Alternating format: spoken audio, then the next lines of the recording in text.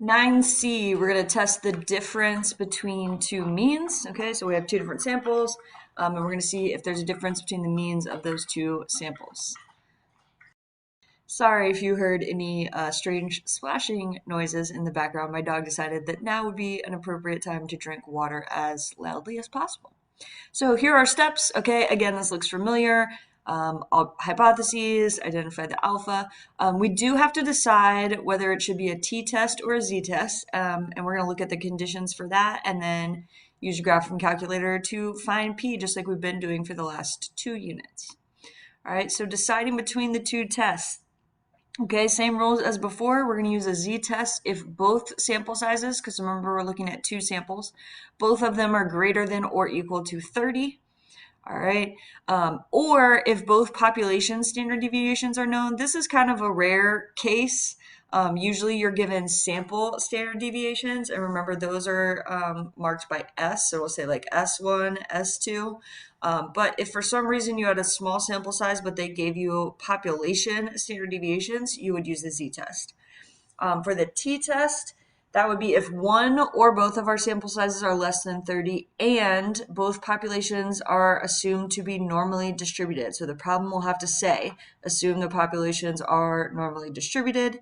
If it doesn't say this, then we can't do any test at all. Okay, so let's look at an example. Researchers want to compare average salary for teachers in Georgia and Ohio. So they took a survey of 200 teachers in each state. And here they have the mean salary for both and the standard deviation for both. So let's go through our process. So null hypothesis, alternative hypothesis, okay? Conclude that the mean salary for teachers in Ohio is higher than Georgia. All right, I'm going to call Georgia, well, they call Georgia 1 and Ohio 2. So the claim is that the mean for 2 would be higher than the mean for population 1. We usually write 1 first, so I'm going to reverse this and say mean 1 is less than mean 2. Okay, that is the claim. Because the claim does not have an equal sign, it's going to go into the alternative hypothesis. So in my null hypothesis would be the opposite. The opposite of less than is greater than or equal to. Okay. Our alpha is 0.01. As for which test to use, our sample sizes are 200 for each. So that means I'm using a z-test. So let's look at the calculator steps for a z-test. All right, very similar to what we've been doing. Okay, and then here is the things that we need to enter. We have to choose the alternative hypothesis. We have to put in the sample standard deviations, the sample means, and the sample sizes. Okay, so calculator, I'm in the stat menu already. I'm going to go to test, Z, and it's 2 samples, so 2S. All right, mine says list right now. I'm going to change it to variable. Okay, our alternative hypothesis is that mean 1 is less than mean 2. Yours might say S here or SX. This is the standard deviation. So our standard deviation for Georgia was 6935. Our standard deviation for Ohio is 6584. The X bar 1 is the sample mean. So our sample mean in Georgia was 49,900. Our sample size in Georgia was 200. Our sample mean in Ohio was 51,900, and our sample size for that one was also 200. Okay, execute one more time. Calculator gives me all this information, including a p-value, e to the negative third, so I'm going to put 2 zeros in front, so this is going to be 0.002. Okay, so my p-value is going to be 0.002. My alpha is 0.01, so those two that is less than. All right, so that means I am going to reject the null hypothesis and say I have enough evidence for the alternative. All right, so we reject the null because, again, I'm going to abbreviate, P is less than alpha.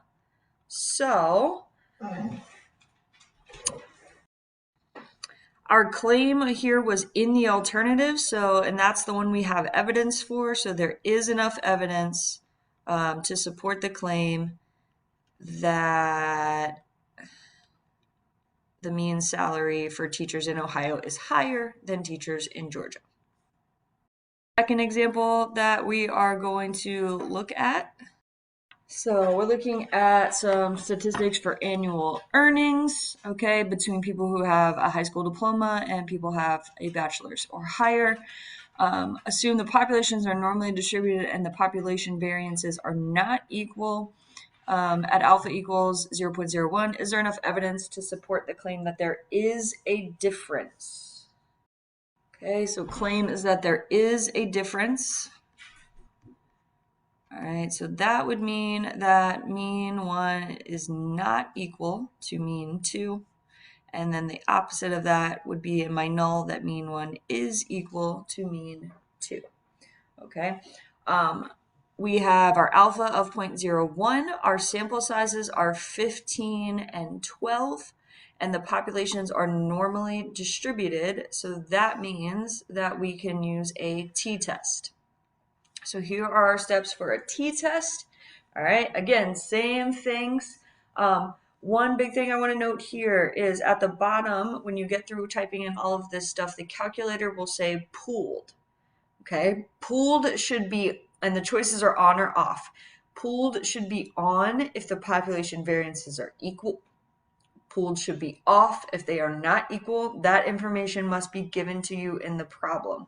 So in our example here, it says the population variances are not equal. So that would mean pooled will be off. So let's go to the calculator. All right. So test, it's a t-test and a 2-sample t-test. Okay. So our hypothesis is that mean 1 is not equal to mean 2. All right, our first average is 27,136.